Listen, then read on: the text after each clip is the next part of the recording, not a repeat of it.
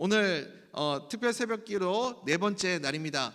조국이여 안심하라 제가 외치며 여러분 내가 기도하고 있다 여러분 외쳐주시기 바랍니다. 조국이여 안심하라 내가 기도하고 있다. 조국이여 안심하라 내가 기도하고 있다. 조국이여 안심하라 내가 기도하고 있다. 아멘.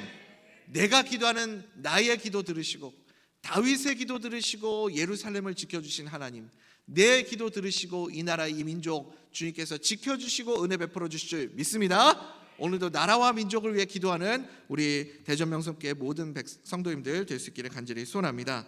사랑하는 우리 대전명성교회 성도님들, 예배를 통해 하나님의 평강이, 하나님의 형통함이 흘러가게 되는 거룩한 하나님의 백성들 다 될 수 있기를 간절히 소원합니다. 오늘 우리가 읽은 시편 122편은 성전에 올라가면서 부르는 노래입니다. 예배를 드리러 가면서 내 마음속에서 부르는 찬송의 고백입니다.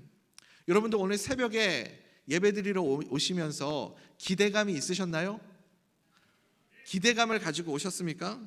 오늘 우리가 부른 이달의 찬송처럼 내 삶의 주제가 되고 내용이 되는 그런 찬송의 고백이 우리 가운데 늘 있어야 됩니다. 특별히 예배를 드리러 올 때에 성전에 올라가면서 부르는 그 찬송의 고백처럼 예배를 드리러 올 때에 내 마음속에 기쁨이 넘치게 되기를 그렇게 간절히 사모하며 부르는 찬송의 고백이 있어야 됩니다. 얼마 전에 어느 성도님이 저에게 이런 기도 요청을 하시더라고요. 목사님, 요즘에 제 마음에 기쁨이 없습니다. 사는 게 재미가 없습니다. 이런 요청을 하신 분이 있으셨습니다. 그러면서 다시 마음의 기쁨이 회복되기를 기도 요청을 하셨습니다.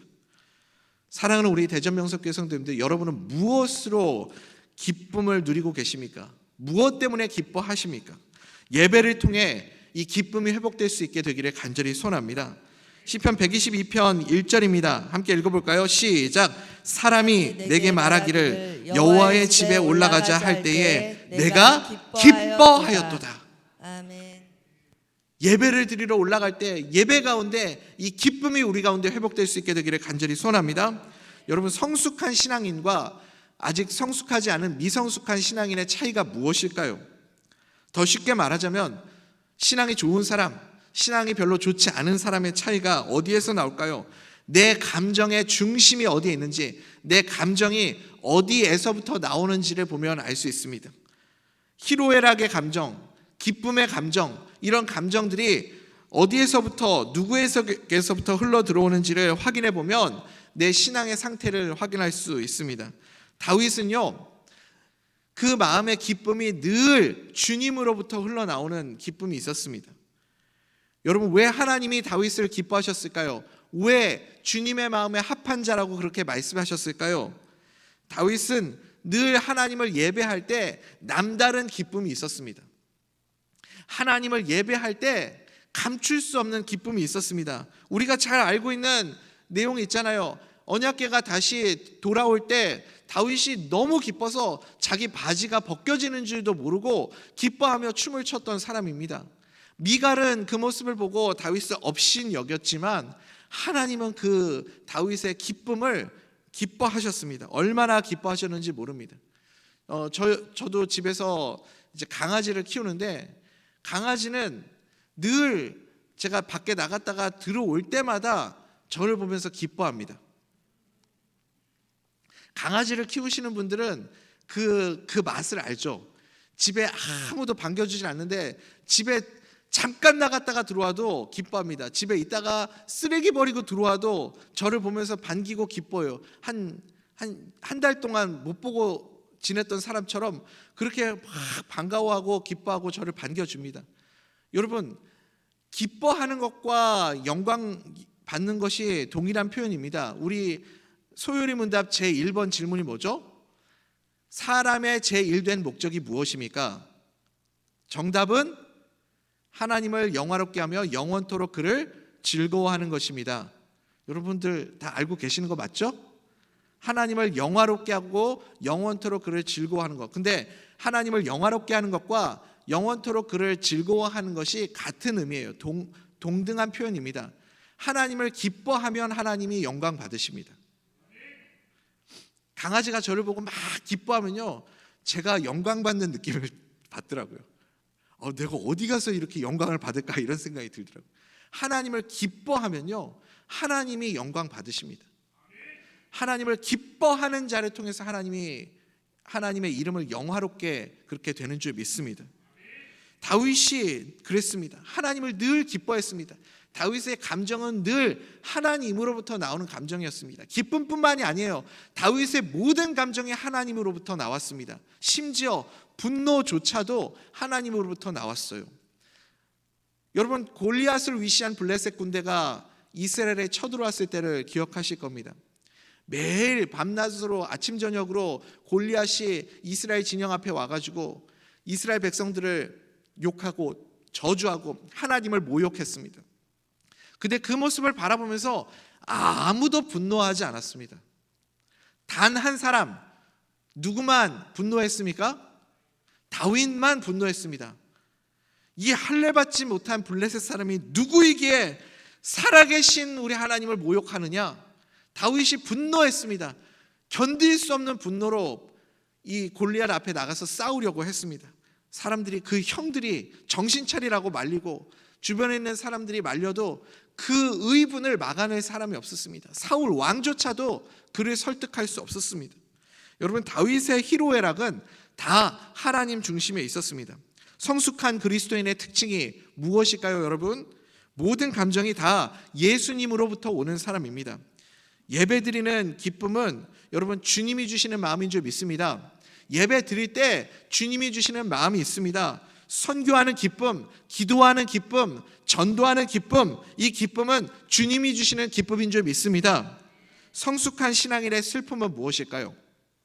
함께 예배드리던 자들이 보이지 않고 기도의 자리를 지키지 않고 잘 나오던 성도님들이 교회에 잘 나오지 않을 때, 그때 슬픔을 느껴야 됩니다. 왜 그럴까요? 주님이 주시는 마음이기 때문에 그렇습니다.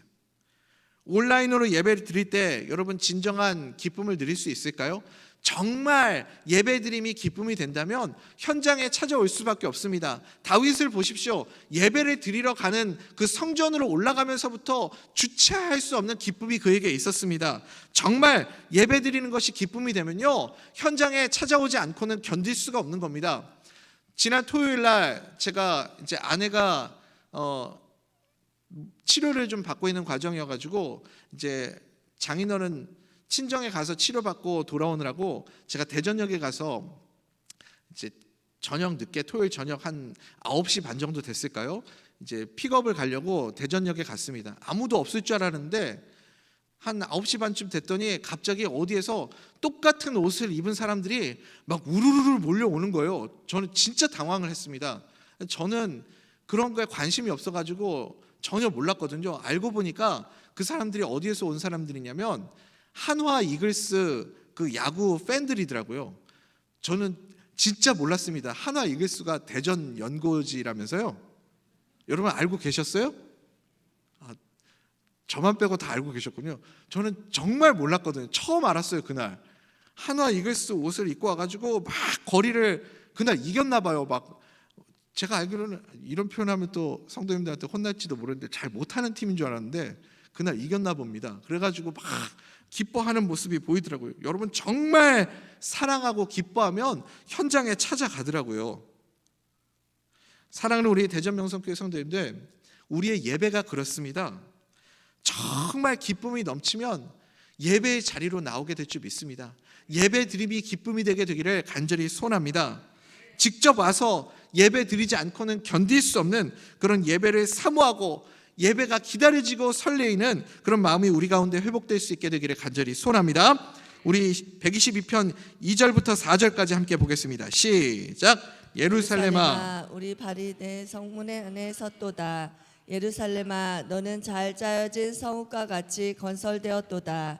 지파들 곧 여호와의 지파들이 여호와의 이름에 감사하려고 이스라엘의 전례대로 그리로 올라가는도다. 여러분 아멘. 이것이 예배를 기뻐하는 자들의 모습입니다. 모든 백성들이 하나님을 예배하기 위해서 그 성전으로 올라가는 그 모습을 상상해 보십시오. 여러분 우리가 이 모습을 두고 기도해야 됩니다. 주님, 우리 주일날 아침이 되면 이 송강동 지역, 관평동 지역, 이 주변 지역에 있는 많은 하나님의 백성들이 하나님을 예배하기 위해 대전 명성교회로 우르르르르 몰려오는 그 모습을 기도하며 상상하며 그런 날이 올 수 있게 되기를 함께 기도합시다. 그러면 다윗의 기도와 같이 성전으로 올라가는 이 노래의 고백과 같이 만 백성이 하나님을 예배하러 그렇게 모이는 대전 명성교회가 될 줄 믿습니다. 이것이 예배를 사모하는 자의 모습입니다. 그런 자에게 하나님이 복을 주시고 형통함의 평강과 형통함의 복을 우리에게 허락하여 주실 줄 믿습니다. 우리 6절부터 9절까지 함께 보겠습니다. 시작. 예루살렘을 위하여 평안을 구하라. 예루살렘을 사랑하는 자는 형통하리로다. 내 성 안에는 평안이 있고 내 궁중에는 형통함이 있을지어다. 내가 내 형제와 친구를 위하여 이제 말하리니 내 가운데 평안이 있을지어다. 여호와 우리 하나님의 집을 위하여 내가 너를 위하여 복을 구하리로다. 아멘. 아멘. 여러분, 왜 다윗이 예루살렘의 평안을 위하여 기도하라고 할까요? 왜 예루살렘의 평안을 구하고 있을까요? 예루살렘이라는 지역이 가지고 있는 특징이 있습니다. 예루살렘은 늘 항상 주변의 강대국들 사이에 껴있는 나라였습니다. 이스라엘이 그랬잖아요. 이집트가, 바벨론이, 아수르가 늘 그 주변에 그 세계를 장악했던 강대국들이 늘 주변에 있었던 나라가 이스라엘이었습니다. 그래서 늘 예루살렘의 평안을 위해서 기도하지 않으면 어느 순간 적들이 쳐들어와서 이 나라를 함락시킬 수가 있기 때문에, 그래서 다윗은 늘 예루살렘의 평안을 위해서 기도했습니다. 전쟁을 일으킬 때 제일 중요한 요충지가 예루살렘이었습니다. 이스라엘을 거치지 않고는 다른 나라로 갈 수가 없었기 때문에 반드시 예루살렘을 침공을 해야만 하는 그런 길목에 있는 나라였습니다. 그러니 다윗이 늘 하나님 앞에 이 평안을 위해서 간구하지 않을 수 없었습니다. 우리나라가 그렇잖아요. 우리나라가 비슷한 상황입니다. 늘 호시탐탐 주변의 강대국들이 우리나라를 노리고 있습니다. 이 지역을 거점으로 삼아서 미국도 우리나라를 거점으로 삼아서 중국과 소련을 경계하려고 하고, 소련과 중국도 마찬가지고 일본도 호시탐탐 대륙으로 넘어오려면 우리나라를 거쳐가야 하기 때문에 우리나라를 노리려고 합니다. 이 주변에 있는 모든 강대국들이 다 대한민국을 호시탐탐 노리고 있습니다. 이럴 때 우리는 무엇을 해야 되겠습니까? 이 나라의 평안을 위해서 기도하는 거룩한 하나님의 백성들 되시기 바랍니다. 우리가 기도하면 내 기도 들으시고, 조국이여 안심하라, 내가 기도하고 있다. 내 기도 들으시고 이 나라 이 땅 가운데 하나님의 평강 허락하여 주실 줄 믿습니다. 예배 가운데 나라와 민족을 위해서 기도하지 않으면 주님이 주시는 평화가 어느 순간 깨져버릴 수 있습니다. 다윗이 이것을 너무나도 잘 알았습니다. 내가 기도하지 않으면, 내가 주님 앞에 나와서 이 나라의 평안을 위해서 구하지 않으면 이 나라의 평안이 어느 순간 도둑처럼 깨져버릴 수 있구나, 이것을 너무나도 잘 알았습니다. 여러분, 마귀가 이것을 잘 압니다. 그래서 나라의 평안을 깨트리려면 무엇부터 허물면 되냐면 예배를 허물어 버리면 되는 겁니다. 온라인 예배로 돌리고 예배의 기쁨을 잃어버리게 만들고, 그래서 이 예배 가운데서 우리가 승리하지 못하도록 마귀는 만들고 있습니다. 우리가 영의 눈을 뜨고 볼 수 있어야 됩니다. 이 예배가 이 나라를 지키는 가장 중요한 자리입니다. 목사님, 어떻게 예배를 통해서 나라의 평안을 지킬 수 있습니까? 예배를 통해서 어떻게 이 나라의 형통함이 이루어질 수 있습니까? 이 나라를 내가 지키는 것이 아니기 때문에 그렇습니다. 하나님이 붙잡아 주셔야 합니다. 여러분 믿으십니까? 하나님께 맡겨야 합니다. 그래서 우리는 주님께 예배를 통해서 이 나라의 평안과 이 나라의 형통함을 위해서 간구해야 합니다. 우리는 이것을 위해서 부름받은 하나님의 사람들입니다. 영적 파수꾼이에요. 파수꾼이 뭐하는 사람들입니까? 성을 지키는 사람들입니다. 밤중에 불침번을 서는 사람들이에요. 성벽에 서서 외부에서 적군들이 쳐들어오는지 안 쳐들어오는지 불침번을 서면서 지키는 사람들입니다. 그들이 나라를 지키고 있으니까, 성 안을 지키고 있으니까 성 안에서 살고 있는 백성들은 평안하게 잠을 잘 수 있는 겁니다. 근데 파수꾼들이 졸면 어떻게 될까요? 파수꾼만 죽는 게 아니라 그 성 안에 살고 있는 모든 백성들이 적군이 쳐들어와서 다 죽는 겁니다. 나라가 무너지는 것 여러분 순식간입니다. 기도하는 사람이 없으면 순식간에 이 나라 무너지게 되는 겁니다. 중국이 나라를 지키려고 만리장성을 세웠습니다. 수많은 인력과 돈을 들여서 만리장성을 세웠는데 저 북방 민족들이 쳐들어오는 것을 막을 수가 없었습니다. 그 북방 민족들을 막으려고 만리장성을 쌓았는데 쳐들어오는 걸 막을 수가 없었어요. 왜요? 왜 못 막았을까요? 만리장성은 기가 막히게 지어놨는데 그 성문을 지키는 문지기들을 북방 민족들이 돈으로 다 매수한 겁니다. 그냥 허물어뜨리지도 않고 걸어서 성벽 안으로 들어왔습니다. 사랑하는 우리 대전명석교회 성도님들, 예배를 기뻐하고 우리가 예배 가운데서 승리하지 않으면 이 나라 이 민족에 소망이 없는 줄 믿습니다. 우리가 예배 가운데서 기쁨을 회복하고 그러면서 하나님께 이 나라의 평안과 형통함을 위해서 구해야 합니다. 그러려면 여러분 가장 먼저 선행되어야 할 것이 있습니다. 내가 예배 가운데서 기쁨을 회복하고 나라의 평안과 형통함을 위해서 기도하려면 가장 먼저 무엇을 해야 될까요? 교회를 사랑해야 됩니다. 교회를 사랑하는 마음이 있어야 그래야 성전에 올라갈 때마다 기쁨이 있고 그리고 이 교회에서 예배 드릴 때 나라의 형통함과 평안을 위해서 기도할 수 있습니다. 켄 가이어가 쓴 묵상하는 삶에 이런 내용이 있습니다. 어느 랍비의 제자가 찾아와서 그의 스승에게 이렇게 물었습니다. 이야기했습니다. 랍비여, 제가 당신을 사랑합니다 고백했습니다. 그랬대 랍비가 제자를 보고 물었습니다. 나를 아프게 하는 것이 무엇인가? 제자는 당황하여 그건 잘 모르겠습니다 대답했습니다. 그러자 랍비가 나를 아프게 하는 것이 무엇인지도 모르면서 어떻게 나를 사랑한다고 말할 수 있는가? 그렇게 물었답니다.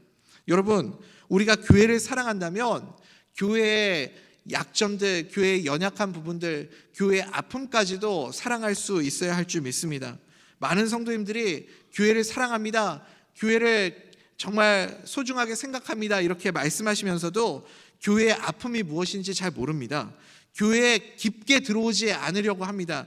그냥 한 발 정도만 들이내밀고 한 발은 여전히 교회에 깊게 들어오지 않으려고 그렇게 발을 빼고 있습니다. 부담이 되지 않을 정도로만 신앙생활하고 내 삶을 지키려고 그렇게 합니다. 그러다가 교회에 실망스러운 일을 보게 되거나 부담이 되는 일이 생기면 교회를 금방 떠나가 버립니다.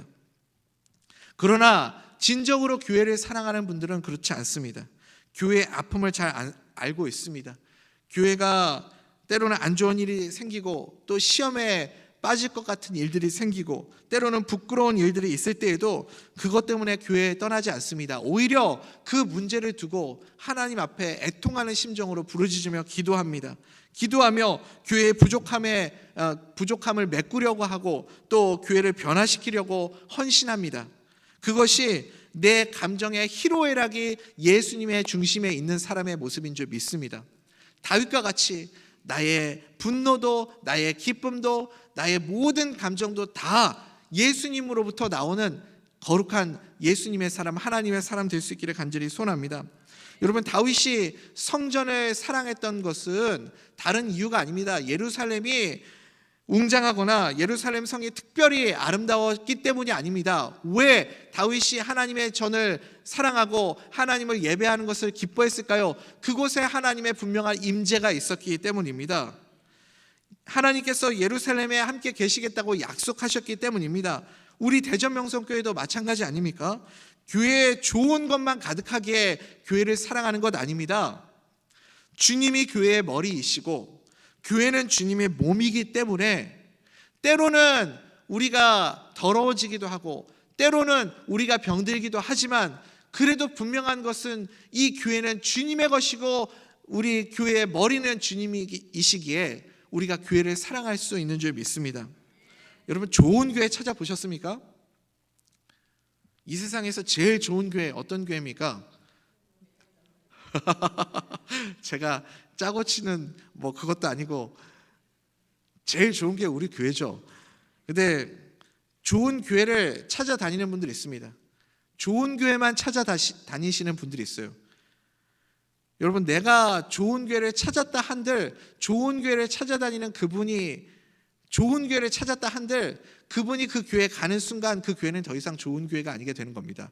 그분 때문에요.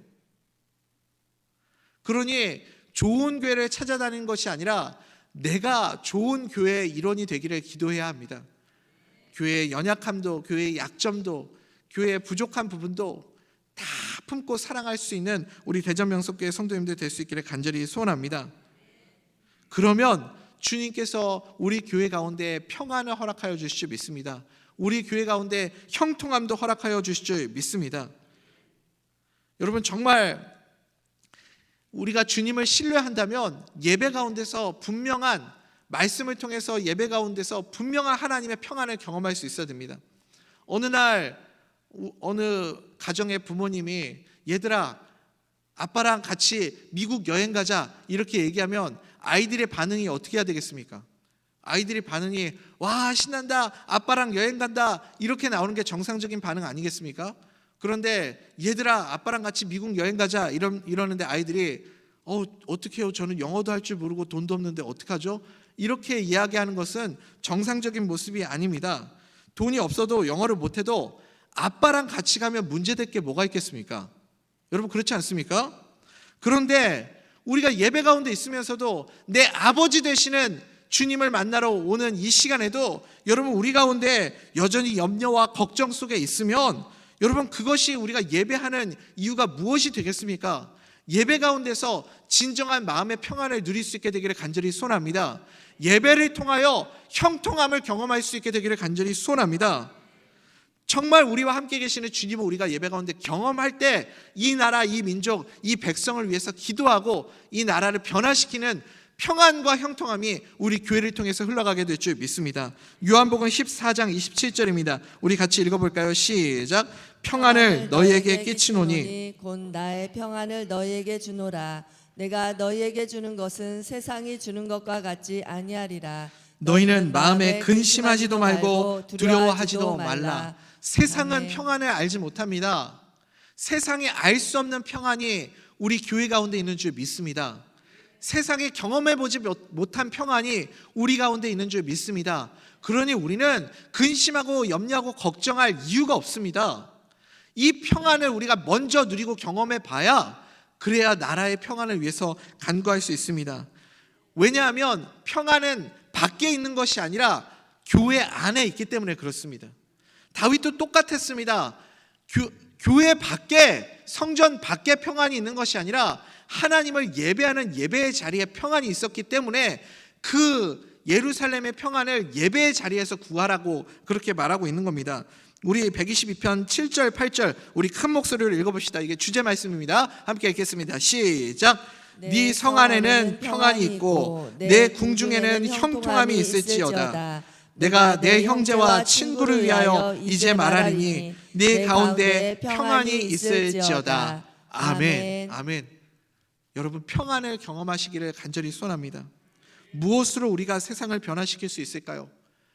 6월달 호국 보훈의 달을 우리가 맞이하여서 우리가 어떻게 세상 가운데 영향력을 행사할 수 있을까요? 우리는 사실 아무 힘이 없는 존재들 아닙니까? 내가 어떻게 세상을 변화시킵니까?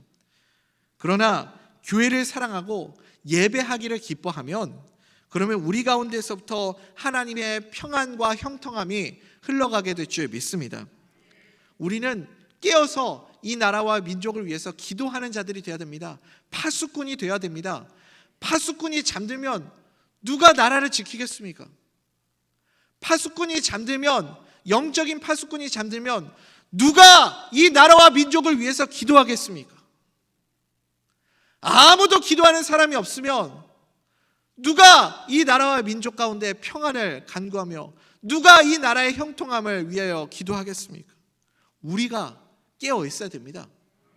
우리라도 기도해야 하는 줄 믿습니다. 다윗이 예루살렘의 평화를 위해서 기도했듯이 우리도 이 나라의 평안과 형통함을 위해서 간구해야 됩니다. 북한의 이 핵 도발의 위협, 경제적인 어려움, 여러분 언제든지 이 땅이 불시불간에 순식간에 위험이 찾아올 수 있습니다. 전쟁은요, 여러분 도둑처럼 찾아오는 겁니다. 우리가 우크라이나 전쟁 일어나는 거 보면서 경험하지 않았습니까? 설마 했습니다. 설마 전쟁이 이렇게 쉽게 일어나겠어? 그런데 순식간에 전쟁은 일어나는 겁니다. 우리 6.25 전쟁 벌써 잊어버리셨습니까? 순식간에 하루아침에 북한군이 쳐들어와서 이 나라 점령했습니다. 그러니 우리가 깨어서 기도하지 않으면 이 나라 이 땅의 평안이 어느 순간 위협받을지 알 수가 없는 겁니다. 이 나라의 평안을 위해서 기도하는 자들을 통해, 우리 대전명성교회 성도님들을 통해 이 땅 가운데 주님의 형통함과 평안이 임하게 될 줄 믿습니다. 요셉 한 사람, 그 한 사람 때문에 이집트 전체가 하나님의 형통함과 평안이 임했던 것처럼, 아니 요셉 그 한 사람 때문에 이집트뿐만 아니라 주변에 있는 모든 나라들이 하나님의 은혜를 경험하고 하나님의 형통함과 평안을 누렸던 것처럼, 나 한 사람 때문에 조국이여 안심하라, 내가 기도하고 있다. 나 한 사람 때문에 우리나라, 우리 조국이 안심하고 평안함을 누리고 형통함을 누리게 될 줄 믿습니다. 오늘 그 기도하는 한 사람이 우리 성도님들 한 분 한 분이 되기를 간절히 소원합니다.